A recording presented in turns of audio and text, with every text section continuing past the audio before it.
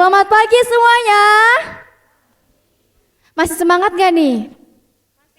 Harus semangat dong. Oke. Bermimpilah kalian setinggi langit. Jika kalian terjatuh, masih ada bintang-bintang yang di bawahnya. Assalamualaikum warahmatullahi wabarakatuh. Kayaknya masih kurang semangat deh. Sekali lagi, sebelah kiri saya. Assalamualaikum warahmatullahi wabarakatuh. Sekarang sebelah kanan. Sebelah kanan jangan kalah semangat ya. Assalamualaikum warahmatullahi wabarakatuh.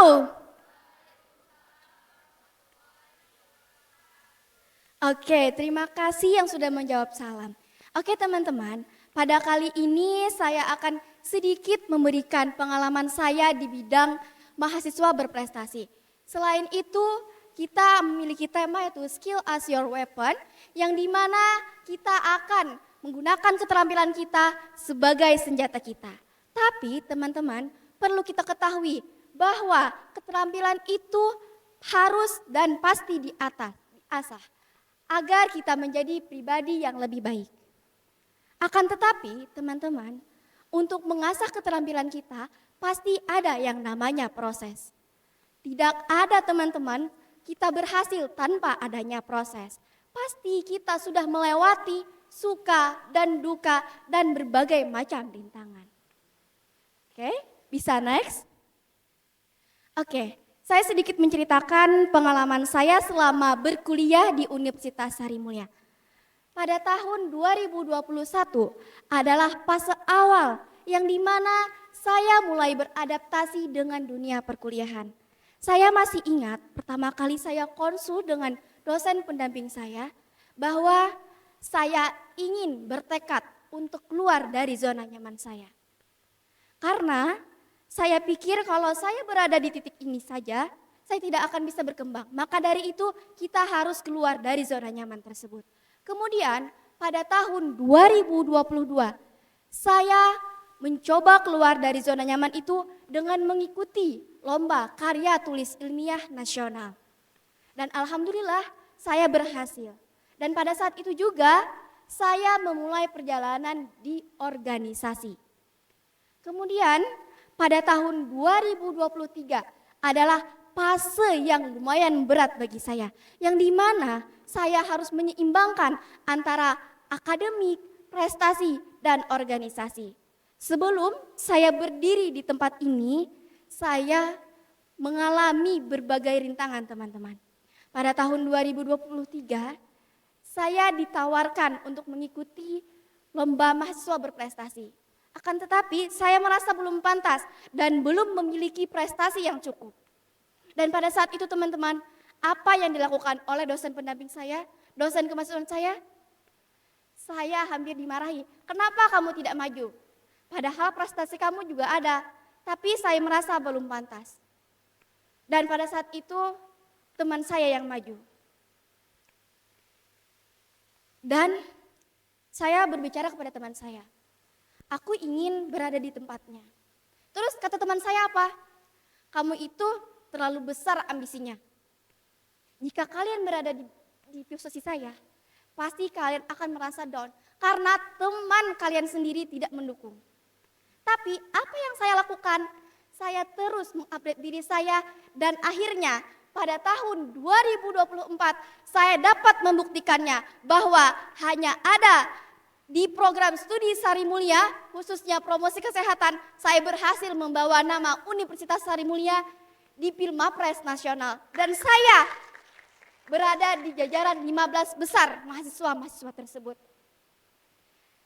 Dapat kita lihat bahwa proses itu tidaklah mudah. Banyak sekali rintangan dan juga tantangannya.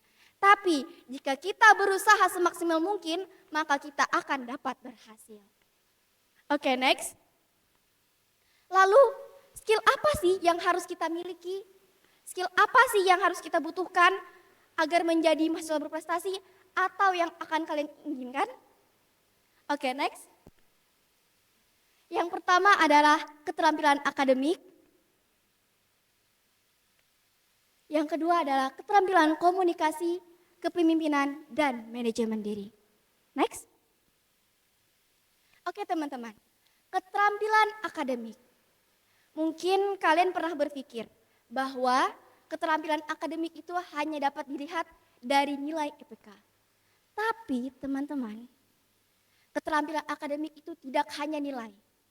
Tapi bagaimana cara kita berpikir secara kritis, bagaimana kita menganalisis suatu masalah, bagaimana cara kita menemukan solusinya. Bisa next? Kemudian ada keterampilan berkomunikasi. Komunikasi adalah hal yang sering kita lakukan, yang dimana kita sehari-hari berbicara dengan teman, presentasi di kelas, dan berbagainya.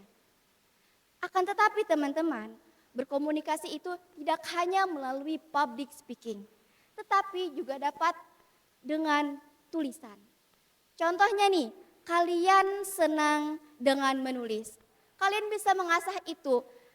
Misalnya kalian per hari belajar menulis 2 paragraf, 3 paragraf, tapi itu harus dikembangkan lagi teman-teman. Untuk public speaking pun, untuk berada di titik ini, saya tidaklah mudah. Dulu saya adalah seorang yang pemalu, merasa tidak pantas, merasa tidak bisa berpikir secara kritis, tetapi saya perlahan mencoba dan mencoba. Dimulai dari kita berlatih di depan cermin, kemudian suka melihat orang yang berpresentasi, dan belajar berbicara menggunakan nada. Jika kita lihat, kadang kita berbicara dengan teman saja itu tidak ada nadanya. Tapi di public speaking kita belajar bagaimana berkomunikasi secara efektif, bagaimana kita mengatur nada, bagaimana kita mengatur napas, itu kita pelajari. Tapi itu tidaklah mudah. Kita perlu jam terbang dan juga kita perlu berlatih setiap harinya. Selain itu teman-teman, untuk keterampilan komunikasi itu juga dapat kita lihat dari hubungan baik. Misalnya, kita sudah pandai berbicara di depan orang, gunakan keterampilan itu untuk berkomunikasi dengan misalnya stakeholder, dosen, ataupun orang-orang di sekitar. Dengan adanya komunikasi, kita dapat membangun sebuah relasi. Oke, next. Kemudian, hal yang tidak penting bagi kita sekarang adalah kepemimpinan. Semua orang itu pasti ada jiwa kepemimpinannya. Tetapi mungkin kurang kita sadari. Dulu aku pernah berpikir, kayaknya aku nggak bisa deh untuk jadi seorang ketua. Tetapi aku ingin mencoba sebagai ketua. Itu dapat saya lakukan untuk dalam mengikuti program kreativitas mahasiswa. Yang dimana program kreativitas mahasiswa sebagai ketua kita harus ada yang namanya jiwa kepemimpinan. Bagaimana kita memimpin dan bagaimana kita memutuskan suatu keputusan yang terbaik. Tetapi yang perlu kita ketahui bahwa sebagai pemimpin kita harus mengetahui karakter dan sifat anggotanya. Jangan kita asal suruh, jangan asal bunyi kepada teman kita. Itu tidaklah pantas. Kemudian di dalam kepemimpinan kita harus bisa bekerja sama antar tim. Kemudian kita dapat membangun jejaring. Oke, bisa next. Kemudian ada manajemen diri. Yang pertama adalah manajemen waktu. Pada saat saya mengikuti Pilmapres, saya berada di 3 pilihan. Menurut saya ini adalah kegiatan yang lumayan besar. Yang pertama, saya mengikuti Pilmapres. Yang kedua, saya mengikuti PKM. Dan yang ketiga, saya mengikuti Duta Genre dalam waktu yang bersamaan. Bagaimana saya mengatur waktu saya? Saya mengaturnya berdasarkan prioritas. Misalnya hari ini saya melakukan persiapan Pilmapres, kemudian hari selanjutnya saya melakukan persiapan untuk Duta Genre, dan sisanya saya melakukan program kreativitas mahasiswa. ini adalah keluar dari zona nyaman kita. Karena pada saat saya mengambil keputusan ini, saya ditanya oleh dosen saya, kalau kamu mau ikut duta genre, kamu harus bisa membagi waktu. Karena dua hal yang besar itu adalah PKM dan Pilmapres. Karena kita tidak tahu bahwa kedepannya itu bagaimana.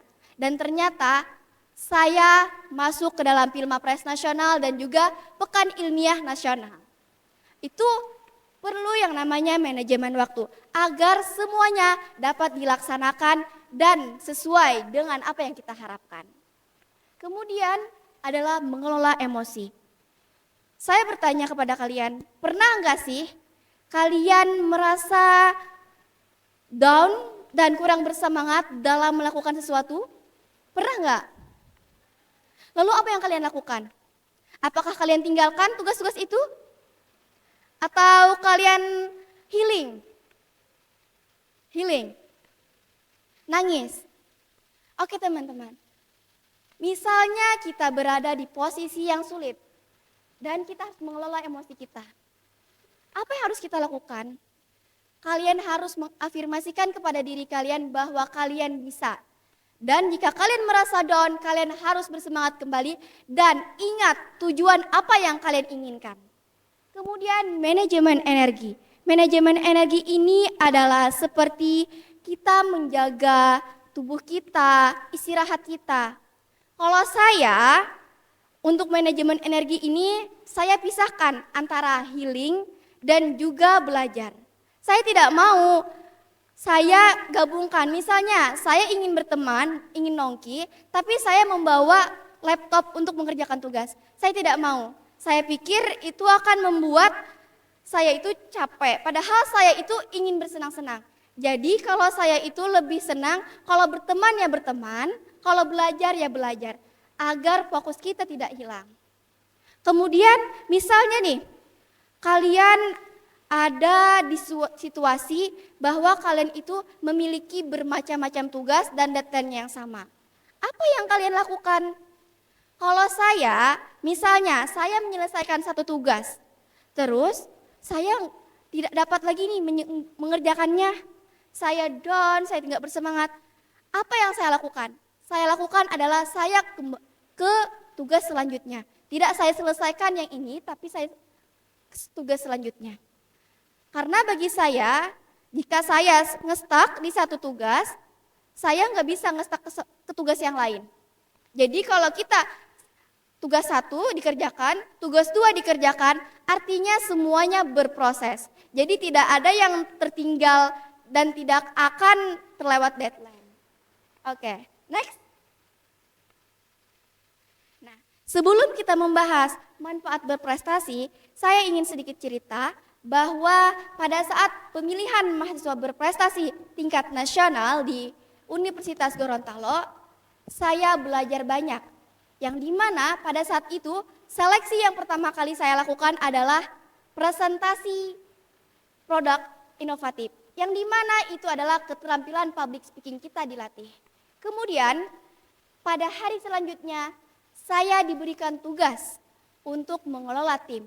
Yaitu adalah kepemimpinan dan bagaimana cara menyelesaikan sebuah masalah. Akan tetapi pada saat itu saya harus tidak boleh egois. Kami memiliki nilai masing-masing tetapi kami harus adil. Tidak boleh satu orang yang nilainya lebih tinggi. Kemudian pada saat Pilmapres tersebut saya harus bisa manajemen waktu. Karena hari pertama saya sampai, saya langsung disuguhi technical meeting dan pembukaan. Selanjutnya hari kedua dari pagi sampai sore saya melakukan perlombaan. Mulai dari presentasi produk inovatif, kemudian deskripsi diri dan berbahasa Inggris. Tetapi saya pikir saya habis itu bisa istirahat, tapi nyatanya enggak teman-teman. Saya diberikan tugas kepemimpinan. Dan besok pun kami diberikan tugas lagi. Mungkin kalian berpikir jadi mahasiswa berprestasi itu sangatlah mudah. Tetapi teman-teman, jalannya itu sangat sulit.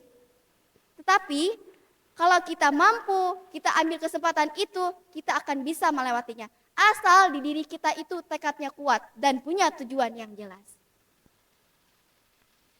Selanjutnya, apa sih manfaat berprestasi? Next. Yang pertama adalah prestasi itu adalah dakwah, berdampak, dan bermanfaat. Jadi kita memiliki sebuah prestasi, kita gunakan sebaik mungkin untuk dapat berbagi kepada teman-teman yang lain.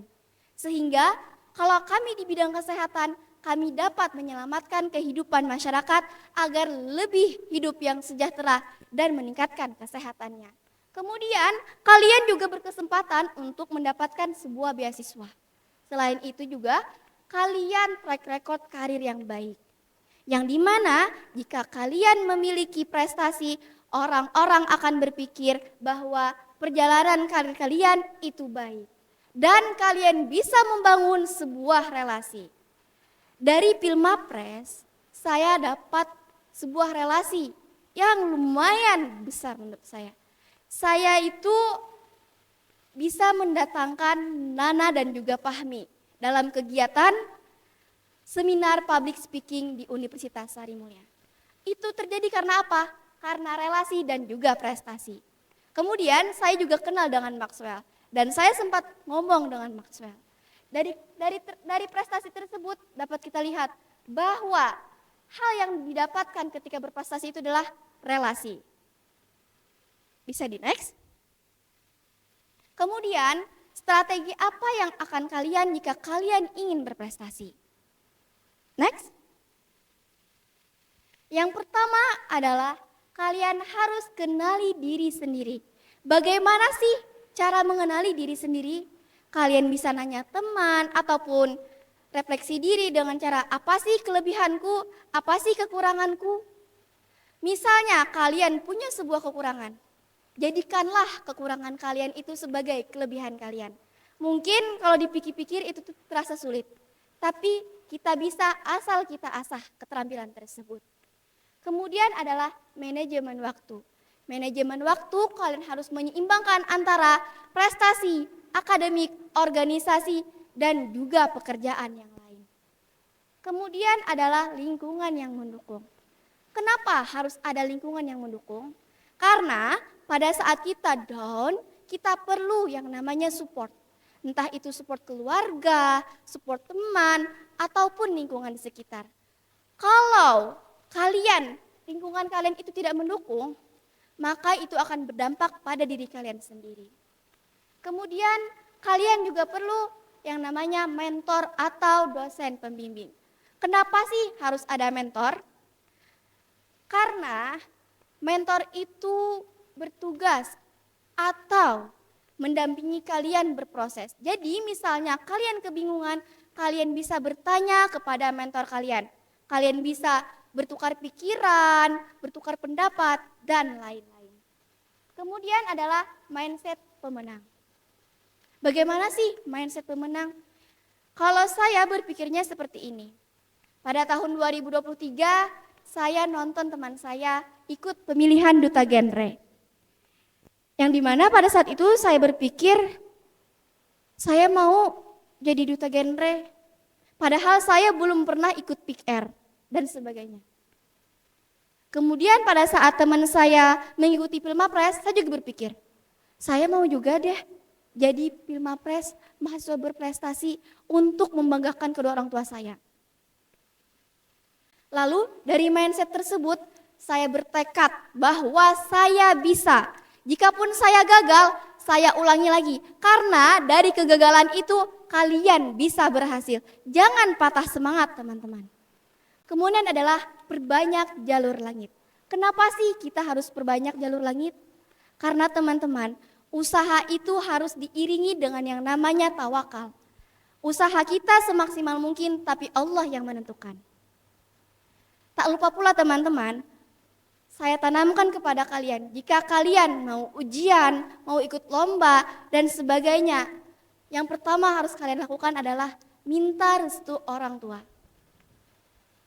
Karena jika orang tua kita ridho kepada kita, maka semua perjalanan kita akan dipermudah oleh Allah Subhanahu wa Ta'ala. Saya berdiri di sini bukanlah saya yang hebat, tapi doa orang tua saya yang kuat. Terima kasih. Assalamualaikum warahmatullahi wabarakatuh.